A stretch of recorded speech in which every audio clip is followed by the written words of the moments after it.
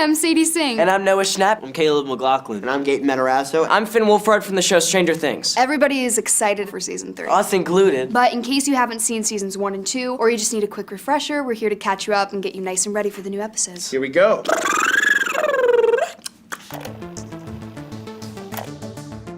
Super fast, here's a quick rundown of all the important characters in the series. There's Mike, Will, Dustin, and Lucas, the most awesome one, who are all best friends. Mike has a sister named Nancy, and Will has a brother named Jonathan. Nancy's dating this really cool guy named Steve Harrington and is best friends with Barb. Will's mom is Joyce Byers, and the Hawkins chief of police is Jim Hopper. Oh, and we can't forget 11, but we just call her Elle. Hawkins, Indiana, here we come. So season 1 opens in Hawkins, where we see a big, scary laboratory. Something is clearly going wrong because alarms are going off and lab coat guys are panicking. But we'll get back to that, because right now our boys, Mike, Will, Lucas, and Dustin are playing a game of Dungeons and Dragons in Mike's basement. The Demogorgon! We're in deep shit. Nerds.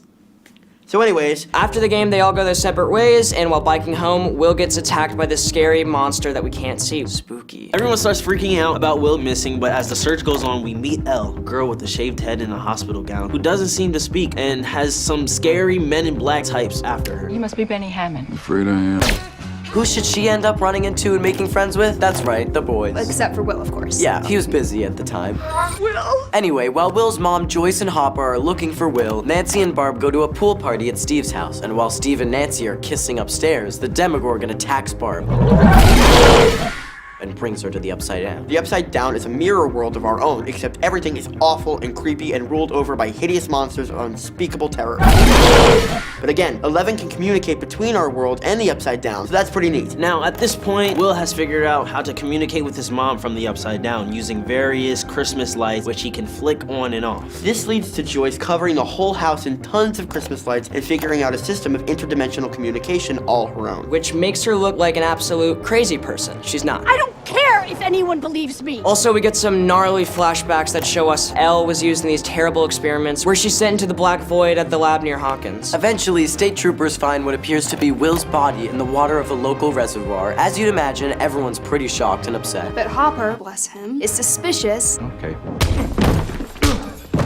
and discovers that the tiny child's corpse in question is just a stuffed dummy. Hate when that happens. Totally. While the school has this assembly for Will, one of the bullies tries to fight Mike, but 11, in disguise of course, stops him using her telepathic powers and makes him pee his pants in front of everyone. Dude, Troy peed himself. A fair but brutal punishment. Brutal indeed. So Hopper decides to break into Hawkins' lab to see what the hell is going on, since they faked the child death and whatnot. Unsurprisingly, he gets caught, drugged, and returned home, where he wakes up and discovers several secret listening devices. The boys, along with Elle, go looking for the non-deceased Will in the woods, as do Nancy and Jonathan. Nancy gets stuck through a hole in a tree and then into the Upside Down, but Jonathan is able to pull her back through the goo hole before she gets barbed by the Demogorgon. Never say goo hole. Will's mom, Joyce, and Sheriff Hopper. Just Hopper? Right, Hopper and Joyce go and find Elle's birth mother and get a better idea of what's going down at Hawkins' lab, which clearly involves kidnapping newborn babies with cool powers. And the boys, out by the old quarry looking for answers, are attacked by the Pee-Pants bully Troy, who despite having a knife and a lot of pent-up anger, And sucks. gets his arm broken by Elle's mind.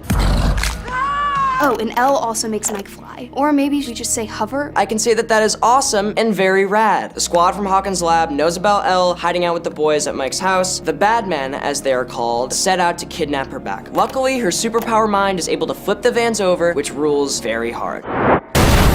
Very, very hard. Now, the boys and Elle are in hiding, and it's a full-on manhunt from scary bad men in black suits. Luckily, Hopper finds them first, and the whole team concocts a plan to build a sensory deprivation tank, which will allow Elle to find Will in the Upside Down. What is this for? Fun. Elle finds Will in the Upside Down using one of her classic telepathic tricks, and while the boys wait with her in the gym, Hopper and Joyce speed off to Hawkins' lab where they're convinced they'll be able to find the entrance to the Upside Down. Unsurprisingly, they're caught almost immediately.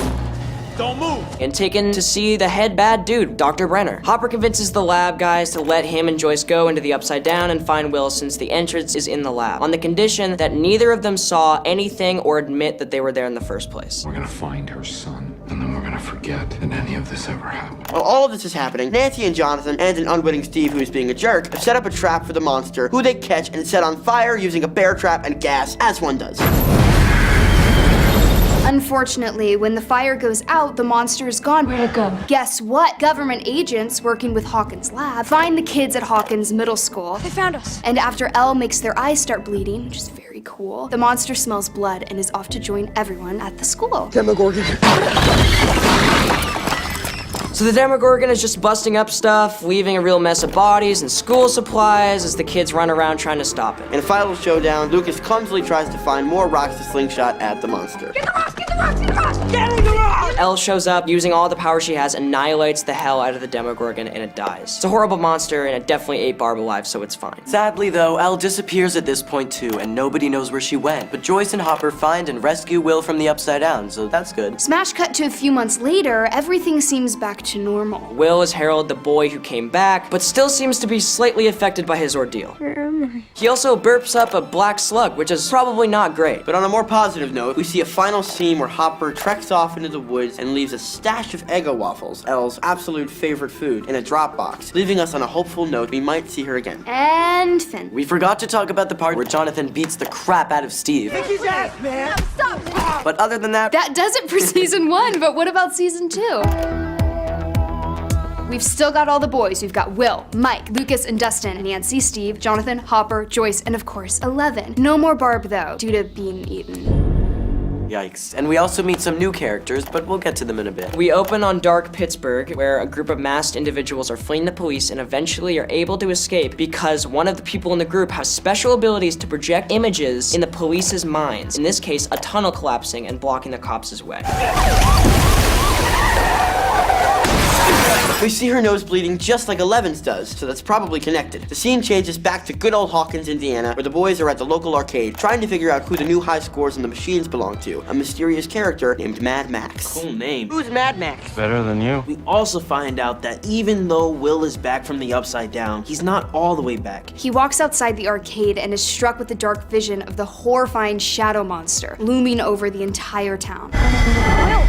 Are you okay? It's no big deal. Back at school, Nancy and Steve are still going steady, and we meet two new transfer students in from California. The devilishly handsome Billy and his stepsister, a young skater named Max. Like Mad Max, maybe? Oh, and Joyce is now dating the manager of the local Radio Shack. Our old friend Hopper is called out to the local farm where he discovers all pumpkins are rotted all the way through. Will is seeing a doctor from Hawkins' lab, Dr. Owens, who is helping him deal with his PTSD, but we all know it's something more than that. Time for some good news. It turns out Elle is alive and well and living with Hopper up in a remote cabin in the woods. She's living in the woods and getting extreme cabin fever, and also occasionally visiting Mike through her little void space. Because government bad guys are really looking hard for her, even a year after her disappearance. While the boys are trying their hardest to make friends with Max, Hopper heads into the woods to explore more of the weird goose stuff that is killing all the pumpkins, and discovers that the problem is seemingly emanating from, Hawkins' lab. Oh, and Nancy and Steve have a huge fight at a Halloween party, and by the end of the night, it seems like she's actually warming up more to Will's older brother, Jonathan. While the boys are out trick-or-treating, Will has another terrifying run-in with the mysterious shadow monster, this time in full view. Gotta tell you, it's pretty scary. Meanwhile, Elle, who wasn't allowed to trick-or-treat because it might expose her, does her own void black space trick to go see Mike, who she misses a lot. After their Halloween night out, Dustin returns home to find some weird tiny salamander-looking creature rummaging in his trash and adopts it. What are you, little guy? And names it the natural choice D'Artagnan, or Dart for short. After the previous night's fight, it really looks like Steve and Nancy are donezo. History kaput. No more Stancy. Womp womp. Elle, fully sick of being cooped up in the cabin, sets out on her own to find Mike and the rest of her friends at school. Where is school? Where coincidentally, Dustin has managed to lose Dart, and we're still not entirely sure where Dart is. While the boys look for Dart, Elle sees Mike with Max and runs away in tears. And Will has yet another horrifying run-in with the shadow monster, who swiftly inhabits his body. Again, probably not a great thing. There's a weird rivalry going on between Steve and Billy, too. Cool guy drama, I guess. Maybe you should just shut up and play the game. While Joyce and Hopper try to make sense of these new drawings that Will keeps making of the shadow monster in the Upside Down world tunnels, Nancy and Jonathan are scooped up by the government agents for asking too many snoopy teenage questions. Let us out of here! But eventually, Dr. Owens decides to show them the portal to the Upside Down, in an attempt to get them to shut the hell up. We understand each other now, don't we? Dustin has been keeping Dart a secret from his friends since he recaptured him, which I'm sure he had a perfectly good reason for, right? But surprise, surprise, It turns out that he's a baby Demogorgon, line, and he ate Dustin's family cat. Whoops. And Hopper, who seems to have figured out Will's cryptic maps, starts digging in one of the desiccated pumpkin patches and discovers an entrance to the monster's tunnels. And of course, because he's Hopper, he jumps on in. He's a brave one, all right, but he's also stupid because he almost immediately gets knocked out by monster gas, I guess. Then the tunnel, which seems to be a part of the monster, starts enveloping him. Wait, no. But more on that later. Meanwhile, Elle, who discovered Hopper's research on her origin, heads off to find her birth mother, who we find almost completely catatonic in a rocking chair, unable to communicate. Sunflower, rainbow. That's a bummer. Oh, and Nancy and Jonathan enlist the help of a wacky private investigator, Murray Bauman, and end up hooking up at his weird garage. With help from Bob, who has a real knack for puzzling, Joyce is able to find Hopper and is quickly joined by scary dudes in ET-looking suits from Hawkins' lab, who begin to burn the tunnel because apparently the monster absolutely hates warm stuff. One unfortunate side effect, however, Will is clearly being inhabited by the monster, as this tunnel burning causes him to convulse in pain too. And honestly, he's been acting super weird for a while now.